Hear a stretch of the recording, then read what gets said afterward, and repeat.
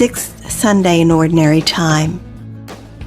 A reading from the book of Leviticus. The Lord said to Moses and Aaron, "If someone has on his skin a scab or pustule or blotch, which appears to be the sore of leprosy, he shall be brought to Aaron, the priest, or to one of the priests among his descendants. If the man is leprous and unclean, the priest shall declare him unclean by reason of the sore on his head. The one who bears the sore of leprosy shall keep his garments rent and his head bare, and shall muffle his beard. He shall cry out, 'Unclean, unclean!' As long as the sore is on him, he shall declare himself unclean, since he is in fact unclean. He shall dwell apart, making his abode outside the camp." The word of the Lord. A reading from the first letter of St. Paul to the Corinthians. Brothers and sisters, whether you eat or drink, or whatever you do everything for the glory of God. Avoid giving offense, whether to the Jews or Greeks or the Church of God. Just as I try to please everyone in every way, not seeking my own benefit, but that of the many, that they may be saved. Be imitators of me, as I am of Christ.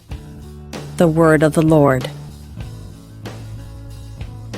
A reading from the Holy Gospel according to Mark. A leper came to Jesus and kneeling down begged him and said, "If you wish, you can make me clean." Moved with pity, he stretched out his hand, touched him, and said to him, "I do will it.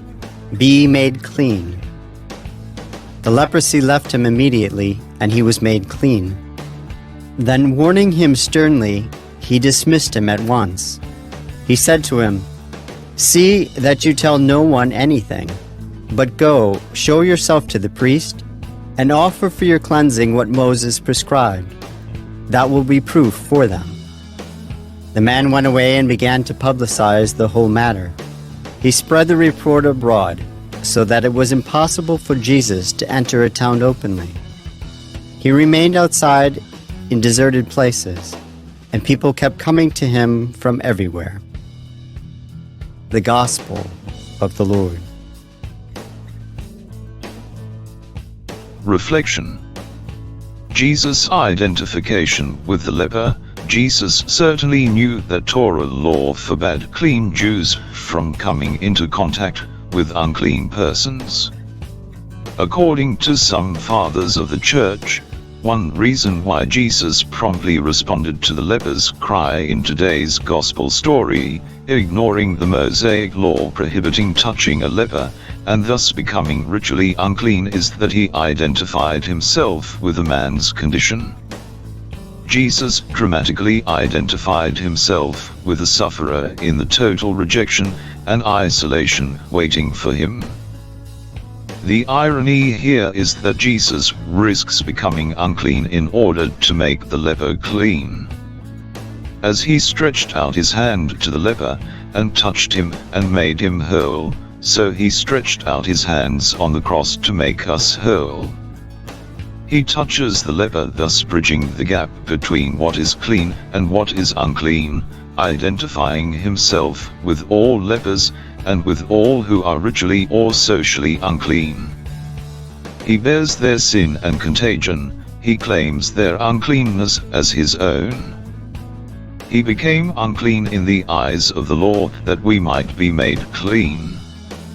He allowed himself to be rejected by his family and people so that those who are rejected might be accepted. He knew that he would be declared unclean by the Jewish religious authorities and cast out of the city to be executed.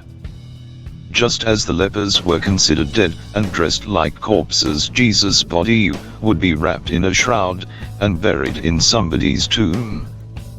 But he would be reborn to a new life with a new community of believers gathered around him, a community which not only accepted him and loved him, but was loved and accepted by him.